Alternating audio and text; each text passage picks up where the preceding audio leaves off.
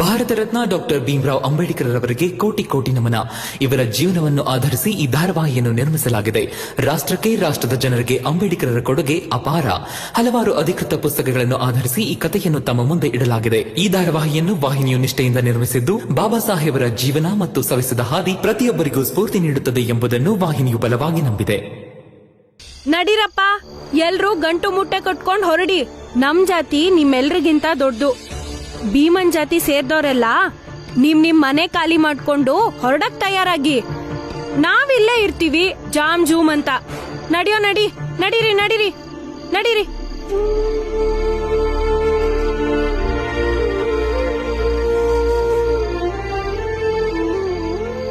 ಭೀಮ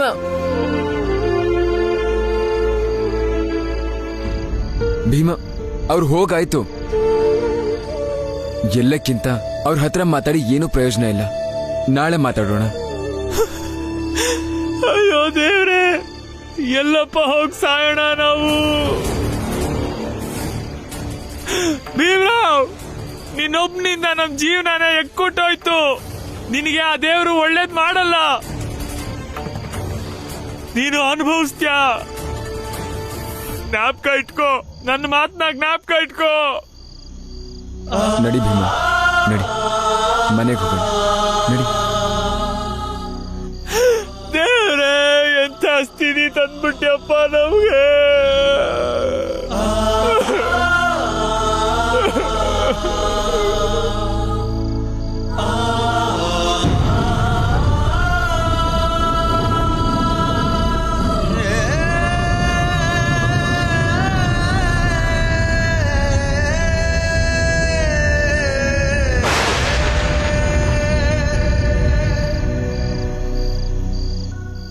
ತುಂಬಾ ಕಷ್ಟಪಟ್ಟು ಈ ಮನೆನ ಹುಡುಕಿದ್ ನಾವು.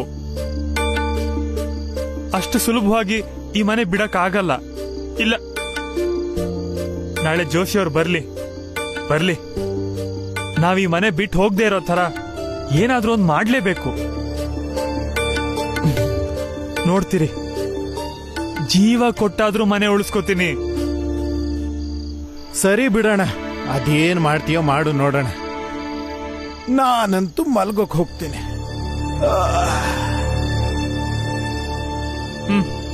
ಸರಿ, ನಡಿ. ಭೀಮರಾವ್, ನೀನ್ ತುಂಬಾ ದೊಡ್ಡ ತಪ್ಪು ಮಾಡಿದ್ಯಾ. ನಾವ್ ಯಾವತ್ತೂ ನಿನ್ನ ಕ್ಷಮಿಸಲ್ಲ, ಯಾವತ್ತೂ ಕ್ಷಮಿಸಲ್ಲ. ಅಪ್ಪ ಮಗ ಇಬ್ರಿಗೂ ಭೀಮಾ ಮಾಡಿ ತಪ್ಪು ಅಂತ ಅನ್ನಿಸ್ತಾನೆ ಇಲ್ವಾ? ಏನ್ ಮಾಡಿದ್ರು ಸರಿ ಅಂತೀರಾ. ಅವನ್ ಸರಿ ಮಾಡಿದ್ರು ಅಷ್ಟೇ, ತಪ್ಪು ಮಾಡಿದ್ರು ಅಷ್ಟೇ. ನಿಮ್ ಮಗ ಭೀಮಾ ಒಬ್ಬ ಮಾಡಿದ ತಪ್ಪಿಂದ ನಾವೆಲ್ಲ ಬೀದಿಗೆ ಬೀಳ್ತಾ ಇದೀವಿ.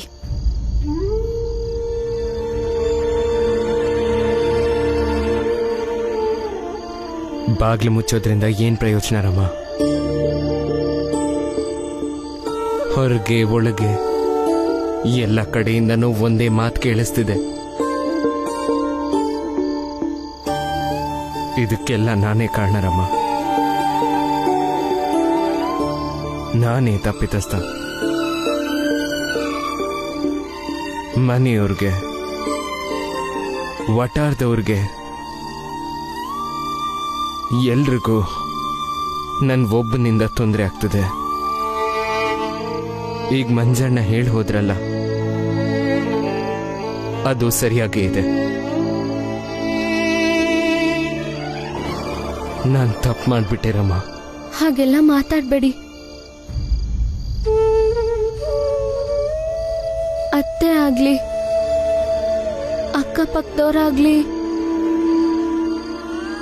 ಈ ವಟಾರದಲ್ಲಿರೋ ಎಲ್ರೂ ನಿಮ್ ಬಗ್ಗೆ ಏನೇ ಮಾತಾಡ್ಲಿ,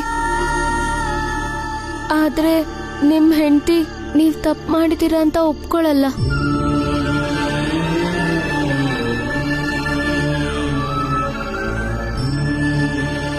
ಸೂರ್ಯನ ಶಾಖದಿಂದ ಕೆರೆಲಿರೋ ನೀರು ಬತ್ತು ಹೋದ್ರೆ ಅದಕ್ಕೆ ಸೂರ್ಯ ಕಾರಣ ಆಗ್ತಾನ?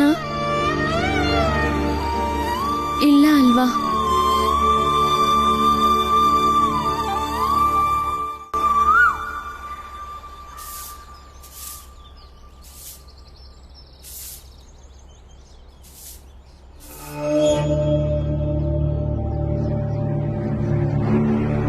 ಅಡ್ಬಿದ್ದೆ ಯಜಮಾನ್ರೆ. ಇನ್ನೂ ಮನೆ ಖಾಲಿ ಮಾಡಿಲ್ವಾ?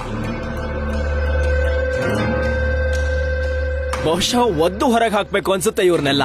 ಅಯ್ಯೋ ಶಿವನೇ,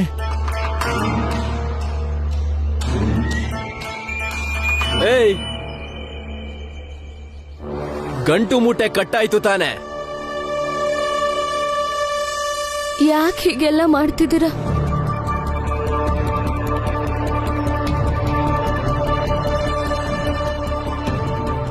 ನಿನ್ ಗಂಡನಿಗೆ ಎಲ್ರಿಗೂ ಬುದ್ಧಿ ಹೇಳೋ ಚಟ, ನಿಂಗೂ ಬುದ್ಧಿ ಹೇಳಿರ್ಬೇಕಲ್ಲ. ಬುದ್ಧಿ ಕಲಿ.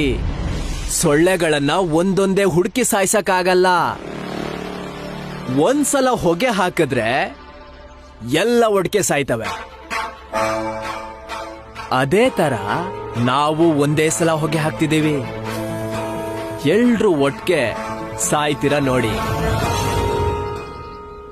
ಏ, ಎಲ್ಲೆಲ್ಲಿ ಹೋಗಿದ್ದೀರಾ ನೀವೆಲ್ಲ?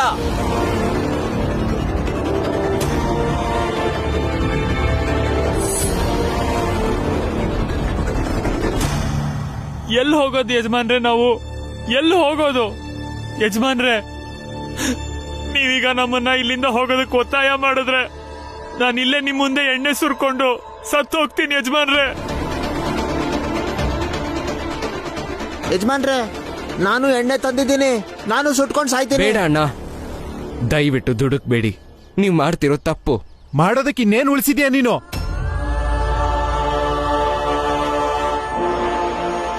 ಅಯ್ಯೋ, ಇಲ್ಲಿಂದ ಹೋದ್ರೆ ಇನ್ನೆಲ್ಲಾದ್ರೂ ಮನೆ ಹುಡ್ಕೊಂಡು ಹೋಗ್ಬೋದು. ಅದಕ್ಕೋಸ್ಕರ ಪ್ರಾಣ ಕಳ್ಕೊಳ್ಳೋದ್ರಲ್ಲಿ ಅರ್ಥ ಇಲ್ಲ. ವಾರೆ ವಾಹ್, ಯಾಕಾಗ್ಬಾರ್ದು? ಋಣಿಯಾಗಿರ್ಬೇಕು ನೀವು. ಈ ವಟಾರನ ಮಾವ ಮಿಲ್ನಲ್ಲಿ ಕೆಲಸ ಮಾಡೋರಿಗೋಸ್ಕರ ಕಟ್ಸಿದ್ದು. ಕೆಲವು ಮನೆಗಳು ಖಾಲಿ ಇದೆ ಅಂತ ನಿಮ್ಗೆಲ್ಲ ಬಾಡಿಗೆ ಕೊಟ್ಟಿದ್ದು.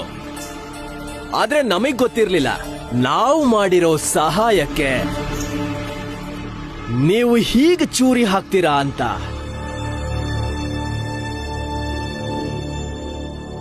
ಸಾಯೋರ್ ಬೇಗ ಸಾಯ್ರಿ, ಮೊದ್ಲು ಮನೆ ಖಾಲಿ ಮಾಡಿ. ನಮಗಿದಕ್ಕೆಲ್ಲ ಸಮಯ ಇಲ್ಲ. ಯಜಮಾನ್ರೆ, ಯಜಮಾನ್ರೆ, ಎಲ್ಲ ನಿಮ್ ಕೈಯಲ್ಲೇ ಇದೆ.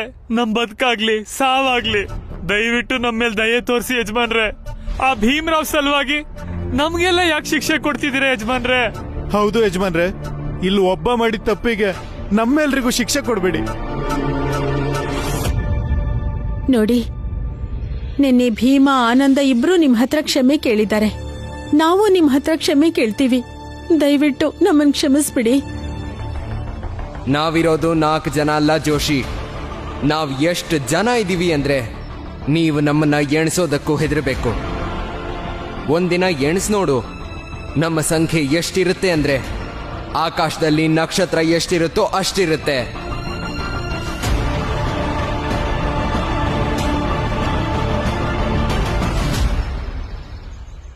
ಒಂದ್ ದಾರಿ ಇದೆ. ನಾನು ಹೇಳಿದ ಹಾಗೆ ಮಾಡಿದ್ರೆ ನೀವೆಲ್ಲ ಇಲ್ಲಿ ಇರ್ಬೋದು. ಏನ್ ಹೇಳಿ ಯಜಮಾನ್ರೆ? ನೀವೆಲ್ಲ ಇಲ್ಲಿ ಇರ್ಬೇಕು ಅಂತಂದ್ರೆ ಈ ಭೀಮ್ರಾವ್ ಮತ್ತವನ್ ಕುಟುಂಬನ ಇಲ್ಲಿಂದ ಹೊರಗೆ ಹಾಕಿ.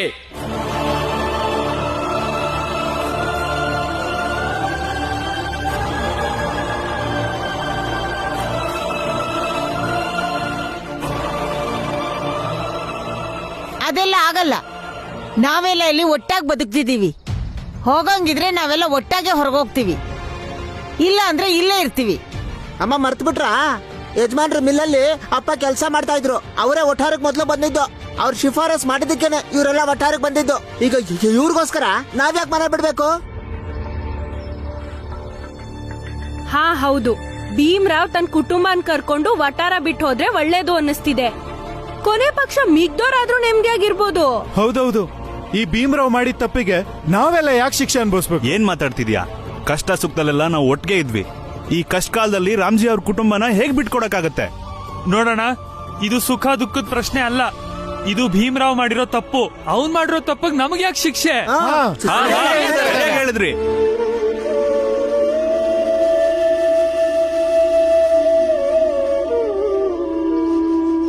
ನೀವೆಲ್ಲ ಸರಿಯಾಗಿ ಹೇಳಿದ್ರಿ. ನಾನು ಇಡೀ ರಾತ್ರಿ ಯೋಚನೆ ಮಾಡಿದೆ ಇದಕ್ಕೇನ್ ಪರಿಹಾರ ಅಂತ. ಆದ್ರೆ ನೀವೇ ಇದಕ್ಕೆ ಪರಿಹಾರ ಹೇಳಿದ್ರಿ. ರಮಾ,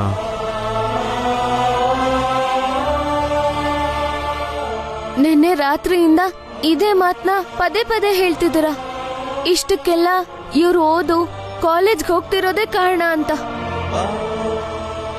ನಿಮ್ಗೇನಾದ್ರೂ ಗೊತ್ತಾ ಇವ್ರು ಯಾಕೆ ಇಷ್ಟೊಂದು ಓದ್ತಾರೆ ಅಂತ? ನಾನು ಇವ್ರನ್ನ ಕೇಳ್ದಾಗ ಅವ್ರು ಹೇಳಿದ್ರು, ನಾನು ಓದ್ತಿರೋದು ಬರೀ ನನ್ಗೋಸ್ಕರ ಅಲ್ಲ, ನಮ್ಮಂತ ಕೆಳವರ್ಗದ ಜನರು ಉದ್ಧಾರಕ್ಕೋಸ್ಕರ ಅಂತ. ಅವನು ಉದ್ಧಾರಕ್ಕೆ ಅಂತ ಓದ್ಕೊಂತಿರೋದು, ಹೇಳೋದ್ ಮಾತ್ರ ಇಡೀ ಜಾತಿ ಉದ್ಧಾರ ಮಾಡ್ತೀವಿ ಅಂತ. ಭೀಮ್ರಾವ್, ಕಾಲಿಗೆ ಬೀಳ್ತೀವಿ, ನಮಗೋಸ್ಕರ ನೀನೇನು ಮಾಡೋದ್ ಬೇಡ. ಏಯ್ ಬಾಯಿ ಮುಚ್ಚೋ. ವಟ ವಟ ವಟ ವಟ ವಟ. ನಿಮ್ಮಿ ವಟ ವಟ ಕೇಳೋಕ್ ನನಗ್ ಸಮಯ ಇಲ್ಲ. ನೀವೇನ್ ಮಾಡ್ತೀರಾ ಅಂತ ಹೇಳಿ ಸಾಕು. ಮಾಡೋದೇನ್ ಬಂತು ಯಜಮಾನ್ರೆ? ಭೀಮ್ರಾವು ಅವ್ರ ಕುಟುಂಬ ತಾವೇ ಇಲ್ಲಿಂದ ಹೋದ್ರೆ ಸರಿ, ಇಲ್ಲ ನಾವೇ ಅವ್ರನ್ನ ಹೊರಗಾಗ್ತೀವಿ.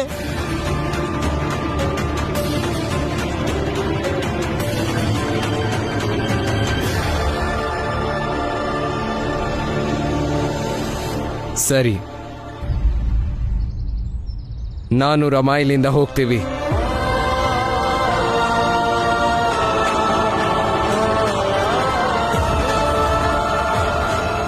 ಆದ್ರೆ ಮಿಕ್ಕೋರ್ ಇಲ್ಲೇ ಇರಕ್ ಬಿಡಿ. ಬೇಡ ಭೀಮಾ, ಇದ್ರೆ ಎಲ್ರೂ ಒಟ್ಟಾಗಿರೋಣ. ಒಂದು ವೇಳೆ ಹೋಗೋದೇ ಆದ್ರೆ ಎಲ್ರೂ ಒಟ್ಟಿಗೆನೆ ಹೋಗೋಣ. ಸರಿ, ಹಾಗಾದ್ರೆ ಈಗ ಯಾರು ನಮಗ್ ಮನೆ ಕೊಡ್ತಾರೆ? ಮನೇಲಿ ಆನಂದನ್ ಹೆಂಡತಿ ಇದ್ದಾಳೆ, ಹೊಟ್ಟೆಲ್ ಮಗು ಬೆಳೀತಾ ಇದೆ. ಇನ್ಮೇಲಾದ್ರೂ ಭೀಮನ್ ಬಿಟ್ಟು ಬೇರೆಯವ್ರ ಬಗ್ಗೆನೂ ಸ್ವಲ್ಪ ಯೋಚನೆ ಮಾಡಿ. ಜೇಜಾಬಾಯ್, ನೀನಿದೆಯಲ್ಲ, ಅವಕಾಶ ಸಿಕ್ಕಿದ್ರೆ ಭೀಮಂಗೆ ಹೀಯಾಳಿಸ್ತೀಯ. ಸ್ವಲ್ಪ ಯೋಚನೆ ಕೂಡ ಮಾಡೋದನ್ನ ಕಲಿ.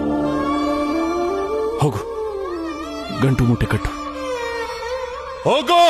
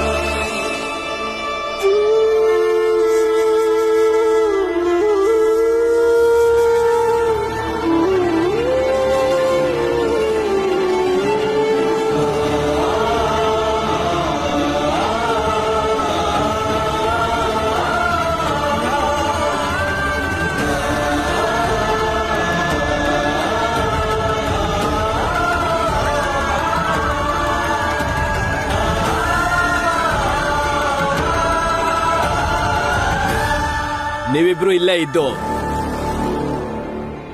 ಶುದ್ಧೀಕರಣಕ್ಕೆ ಬೇಕಾಗಿರೋ ಸಾಮಾನುಗಳನ್ನ ತಗೊಂಡ್ ಬನ್ನಿ. ಆಮೇಲೆ ನಾವ್ ಇದನ್ನ ರದ್ದಿ ಹಾಕೋ ಗೋದಾಮ್ ಮಾಡ್ಕೊಳ್ತೀವಿ.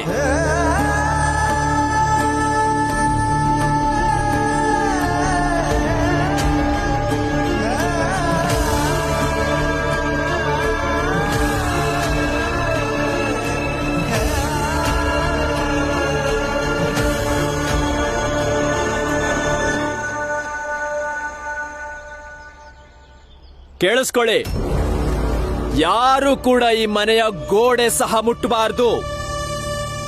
ಎಲ್ರೂ ಈ ಮನೆಯಿಂದ ದೂರ ಇರಬೇಕು. ಈ ಮನೆ ಮೇಲೆ ನಿಮ್ ನೆರಳು ಸಹ ಬೀಳಬಾರ್ದು, ತಿಳಿತಾ? ಸರಿ ಯಜಮಾನ್ರೆ. ಇನ್ನೊಂದು ವಿಷಯ, ಯೋಗ್ಯತೆ. ನಿಮ್ ಯೋಗ್ಯತೆನ ಯಾವತ್ತೂ ಮರಿಬೇಡಿ, ಇಲ್ಲಾಂದ್ರೆ ಈ ಭೀಮ್ರಾವ್ಗಾದ ಗತಿನೇ ನಿಮಗೂ ಆಗುತ್ತೆ. ಬೀದಿಗೆ ಬೀಳ್ಬೇಕಾಗುತ್ತೆ, ಹುಷಾರ್. ಸರಿ ಯಜಮಾನ್ರೆ, ಯಾವತ್ತೂ ಮರೆಯಲ್ಲ.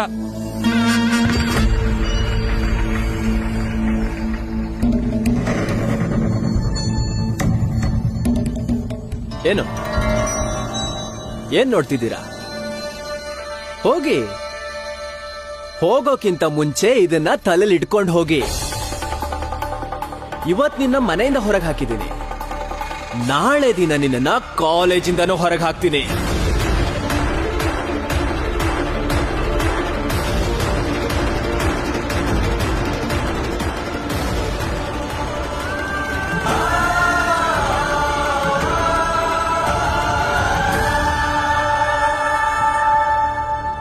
ರಮಾ, ಏನು ಮಾತಾಡ್ಬೇಡ, ಬಾಯಿ ಕಡೆ. ಏನ್ ಅನ್ಕೊಂಡಿದ್ದೀರಾ? ನಮ್ ಮನೆ ಖಾಲಿ ಮಾಡ್ಸಿದ ಮಾತ್ರಕ್ಕೆ ಇವ್ರ ಕಾಲೇಜ್ಗೆ ಹೋಗೋದ್ ನಿಲ್ಲಿಸ್ತಾರಾ? ತಪ್ಪು ತಿಳ್ಕೊಂಡಿದ್ದೀರಾ. ಇನ್ನೇನು ಸ್ವಲ್ಪ ಹೊತ್ತಲ್ಲಿ ಇವ್ರ ಕಾಲೇಜಿಗೆ ಹೋಗ್ತಾರೆ. ಅಷ್ಟೇ ಅಲ್ಲ, ಸರಿಯಾದ ಸಮಯಕ್ಕೆ ಹೋಗ್ತಾರೆ. ಅಲ್ಲೇ ಇವರು ಉತ್ತರ ಕೊಡ್ತಾರೆ. ಆ ಉತ್ತರ ನಿಮ್ಗೆ ಖಂಡಿತ ಅರ್ಥ ಆಗೇ ಆಗುತ್ತೆ.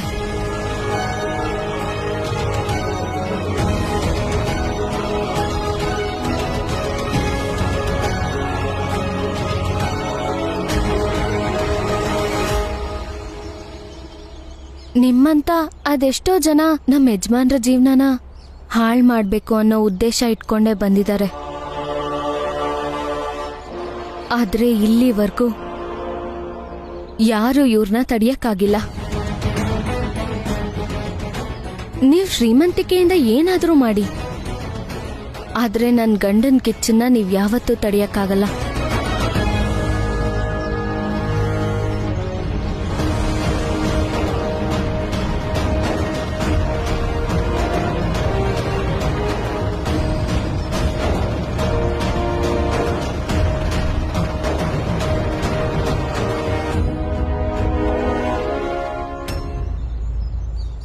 ಇಷ್ಟೊಂದು ಕೊಬ್ಬ?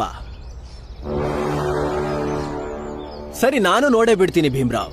ನಿನ್ನಲ್ಲಿರೋ ಈ ಕಿಚ್ಚು ಅದೆಷ್ಟು ದಿನ ಬಾಳ್ಕೆ ಬರುತ್ತೆ ಅಂತ ನೋಡೇ ಬಿಡ್ತೀನಿ. ಈಗ್ಲಿಂದ ಕ್ಷಣಗಣನೆ ಪ್ರಾರಂಭ ನಿನ್ನ ಅಂತ್ಯಕ್ಕೆ. ಈ ಬಾಂಬೆಲಿ ನೀನ್ ಎಲ್ಲೆಲ್ಲಿಗೆ ಹೋಗ್ತೀಯೋ ಅಲ್ಲಿಗೆ ನಿನ್ಕಿಂತ ಮೊದಲು ಈ ನರೋತ್ತಮ್ ಜೋಶಿ ಹೋಗಿರ್ತಾನೆ. ಪ್ರತಿ ಸ್ಥಳದಲ್ಲೂ ನಿನ್ನ ಯೋಗ್ಯತೆ ಏನು ಅಂತ ತೋರಿಸ್ಬರ್ತೀನಿ.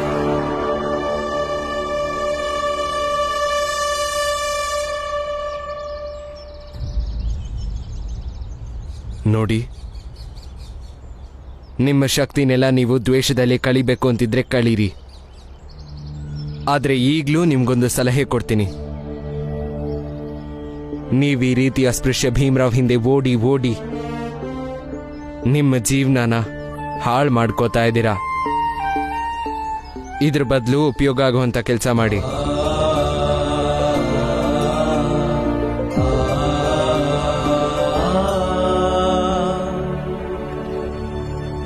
ನಡೀರಿ.